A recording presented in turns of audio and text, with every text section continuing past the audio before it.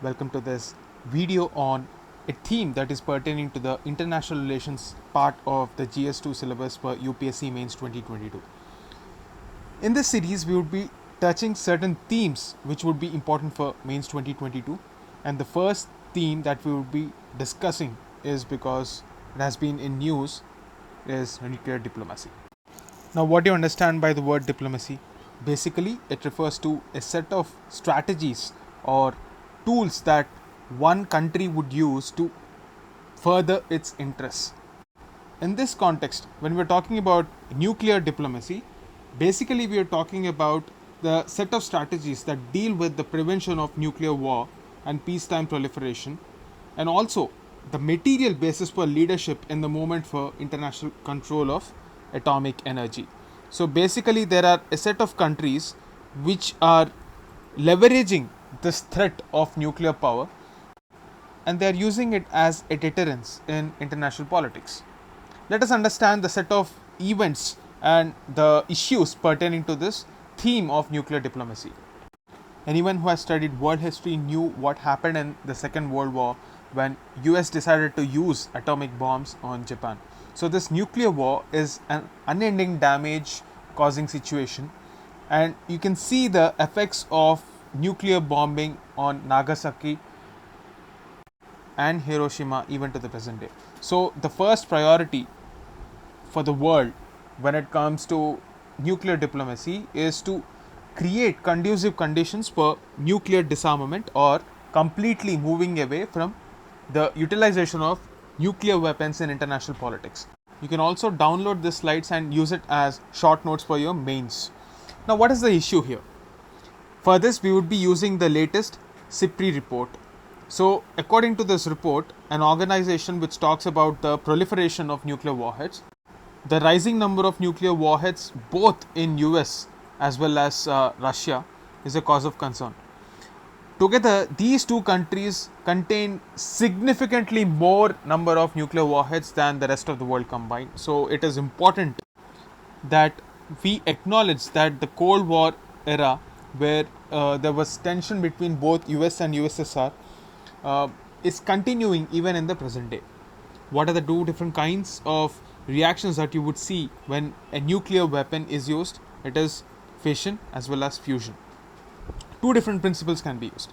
But right now, we have atomic bombs which work on the principle of nuclear fission. These were the bombs that were used in Hiroshima and Nagasaki. But we also have something called thermonuclear bombs or hydrogen bombs, which are considered to be much more powerful than what atomic bombs can do. And Russia threatens to use these hydrogen bombs on Ukraine recently. So the recent concerns like that of Russia's threat to Ukraine or rise of Taliban in Afghanistan, the instability associated with East Asia, especially in the form of military coup in Myanmar, these are certain indications that we are witnessing a very unstable global order. Now, such a kind of an unstable global order is basically a breeding ground for nuclear escalation. Now, if you have a question in mains, what is the significance or the reason behind, the factors behind the growth of nuclear weapon warheads in different countries or the reasons for nuclear proliferation, you might write these points. If you have to pinpoint to one important reason, it is the unstable global order, and then you can further continue to give these examples. This is not an explainer video, this is basically a video that is meant to address your needs for the mains examination. So that is how this video is designed. Please understand that. This is one more probable dimension that a question can contain. Why do countries value nuclear weapons? So for that, you can bring out these dimensions. Firstly, it is a source of power, and because of this reason, out of the fear of nuclear attack, they might have a leverage. That is one reason. Also, it can create a regional dominance if nuclear weapons are there. Say, for example, you have North Korea. North Korea is, in fact, by all social indicators, considered to be a backward country, but still, they have a say in international politics because of the fear of nuclear weapons. Next thing, It is considered to be a status symbol or a symbol of material progress, and therefore, advanced economies which possess these nuclear powers are taken seriously in international forums. That is one reason. And UNSC has 5 members. Originally, these 5 members are considered to be the nuclear weapon states. Now, why can't the rest of the world coerce these governments or coerce these countries to give up their nuclear weapons? That is not possible because they are not willing, and they want to maintain that status quo in a global order. Because of this reason, UNSC reforms are also not witnessing the kind of progress that they deserve. So, other countries like India also want to procure this nuclear weapons because we believe that it can be a very credible source of deterrence and also give us a bargaining power in international politics. Now it is understood that it is a very valued proposition. But then, why is the world aiming to move towards nuclear disarmament? Well, no brainer. We all know that it is lethal for mankind. Even the countries which possess these nuclear warheads, they do know that this is lethal for mankind. You also have examples in the form of Nagasaki, Hiroshima, and even accidents like that of the Fukushima disaster that happened in 2011 nuclear power reactor. If a proper civilian nuclear power generating facility can do so much damage, imagine the kind of impact a nuclear weapon can have. Obviously, it is against the Geneva Conventions or the rules of war. Even civilians will be attacked and impacted. This is what happened in Nagasaki and Hiroshima. We don't want that kind of scenario to repeat. Thirdly, it is against the principle of sovereign equality where all nations are treated equally. Some states, they have nuclear weapons and some states don't. And because of this reason, there is a tilt in the balance and this principle of sovereign equality is challenged. In order to balance that, just as a matter of principle, across the world, we want to get rid of nuclear weapons and therefore nuclear disarmament movement. Finally, there are 2 more reasons. Firstly, a threat of misinformation can trigger non-state actors to come into the picture and create conflicts. This misinformation is because of the existence of the nuclear threats within a sovereign country or a sovereign power. We want to avoid that. The next one is the threat of terror outfits which can misappropriate them. We want to contain that as well. So you have to reflect all this understanding in a point-wise format when these questions are asked. They might not explicitly ask in mains questions about these themes, but you have to identify, break down the question into different parts and then address these points. So what are the steps taken till now? You have the Non-Proliferation Treaty of 1968, then you have the Prohibition of Nuclear Weapons Treaty of 2017. India is not a party of either of these treaties because of the discriminatory nature. On one hand, the countries, the major nuclear powers, don't participate in this negotiations or they do not wish to give up any of their nuclear weapons. So this discrimination was what prompted India to stay out of these. Of course, there is one official forum where India wants to negotiate, and that is the Conference of Disarmament.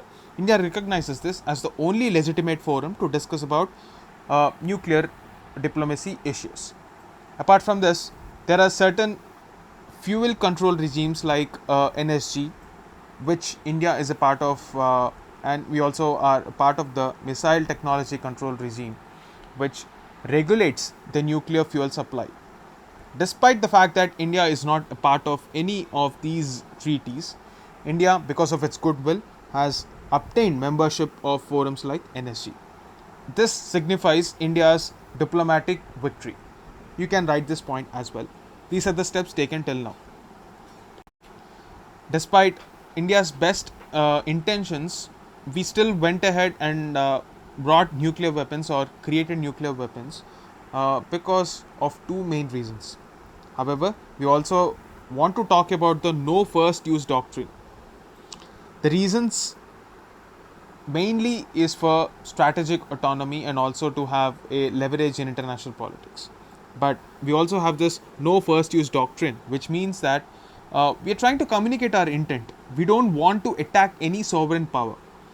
We are using this just as a deterrence, and it is indicating our intent not just in peacetime but also during war. It might seem like a policy that we don't want to follow during war because of the obvious situation that during war we have to protect ourselves, and even in such kind of situations India does not want to use nuclear weapons. Only when another power is attacking us we want to use it, and that is the reason why India considers NPT or the Non-Proliferation Treaty to be discriminatory. And if you take a look back at the history of post-independent India, in 1974, we named our test as Operation Smiling Buddha. Again, the name itself indicates that intention with which we created nuclear weapons. So, again, the no first use policy was explicitly mentioned after the 1998 Pokhran test, and again, this principle was communicated to the world when the world has raised concerns about India's new nuclear power ambition. And recently, why are we talking about this no first use doctrine? In 2019, in the backdrop of the tensions that India has with Pakistan, our defense minister made a statement. This no first use policy may change in the future. And it is very important in this context because nuclear capabilities of the world are increasing. So there is this new tendency to move towards hypersonic missiles. A very important development, a new technology that is coming up. Sonic means sound, hypersonic means more than the speed of sound. So these missiles move at such a quick pace that the damage they inflict is very high. What are the next set of issues? Again, you can look at these issues, one from a global level and secondly from India's perspective. At a global level, we have to talk about the growth of the mad race for hypersonic missiles, the rise of China, and the need for the world to contain this meteoric rise. What is the way ahead? You can categorize the answer in this way. And when it comes to India, is there a need for India to relook at its no first use doctrine? Should we be worried about the growth of China? And what is India's role in the disarmament project? So these are the questions that one can expect on this issue for mains 2022. Now, firstly, hypersonic missiles. This is becoming a big issue in international politics because countries like Russia, China are in a mad race to acquire these weapons. For example, Avangard. It is important to mention the names for being very specific in the examination to score marks. So, Avangard system of Russia, where we have this hypersonic glide vehicle. This missile travels at a speed of 20 times that of the speed of sound, 20 Mach. Similarly, we have China's DF-17, which is yet another hypersonic missile. Even India is carrying out some testing. It is not yet finalized, but we are still in the process of testing such weapons. Now, what is the issue if the world is moving towards this kind of hypersonic missiles? Firstly, the existing missile defense systems, ballistic missile defense systems, they completely do not work against these hypersonic missiles because of the speed associated. So, if the systems are not in place, what happens? There can be a threat of misperception. So, what it means is countries can attack the conventional sites and inflict damage to even civilians. So, there is escalation of conflict. Secondly, this offense defense spiral, you can use this keyword, which basically means since there are no ballistic missile defense systems, the world is again moving towards new sort of weapons and increasing its expenditure on ballistic missile defense systems. So, this mad race is somewhat similar to what happened in the 1960s, where both US and USSR were fighting to store or stockpile nuclear weapons, or in short, missiles. This is not a healthy trend. Thirdly, you have to realize that the way these hypersonic missiles function, they even utilize outer space as well. So this weaponization of outer space is against the principle that the world adhered to, that we would not be using global commons, or we would not be threatening the existence of global commons. Outer space is one such global common. I want you to comment in the comment section below, what do you understand by the word global commons. So this weaponization of outer space is not a healthy trend. So that is one more issue. So what is the solution? Again, disarmament, not running after more weapons for deterrence. It simply does not work. Also, the CIPRI report mentioned that rise of China is another concern, because the hypersonic glide vehicles and the ballistic missile defense systems that China is coming up with is only going to cause more insecurity in the region. Also, during the Trump's time, Iran is accused of misusing its nuclear power. So there was one plan called the Joint Comprehensive Plan of Action, a forum where Iran and US and other powers are supposed to resolve the issue of the conflict very peacefully, but the issue did not shape up properly, and Iran came out of the Joint Comprehensive Plan of Action. International sanctions were imposed on Iran. However, it is in this context China collaborated with Iran. This is a cause of concern. Now, the question that we should really ask is, should India be really worried? A lot of articles and diplomats say that not really. We should not be worried about the meteoric rise of China, or the defense systems that China is procuring. One, because they are much in their early stages of deployment or creation, and by the time even India will have the room to build their own weapon systems. At the same time, India should focus on its ambition of being a Vishwaguru by negotiating this global level talks on disarmament.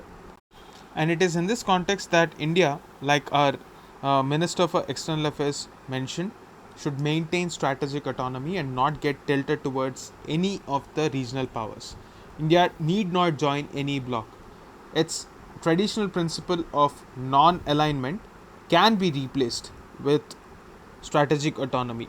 That is, let's say, for example, if we have certain convergence of interest with US, we can associate with US. Similarly, India should maintain its strategic autonomy to converge and work together with Russia as well, despite the fact that all is not well between US and Russia. This is the difference between non-alignment and strategic autonomy.